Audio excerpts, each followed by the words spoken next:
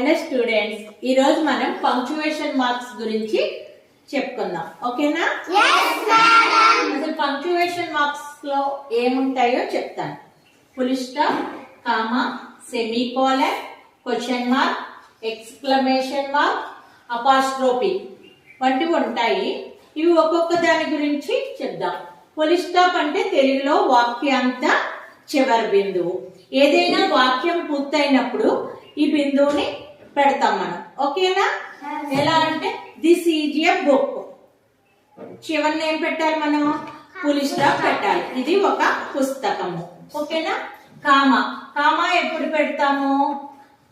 Suresh and Rajesh and Anu are friends.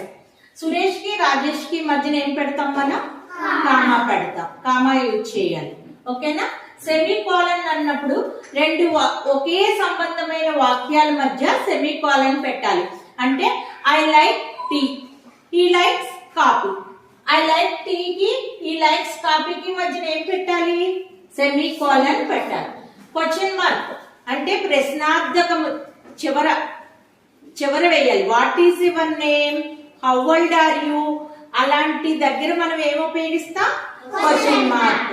నువ్వెవరు, ఎక్కడికి వెళ్ళావు, ఎందుకు వెళ్ళావు అన్నప్పుడు ఏమేస్తాం మనం? Question mark.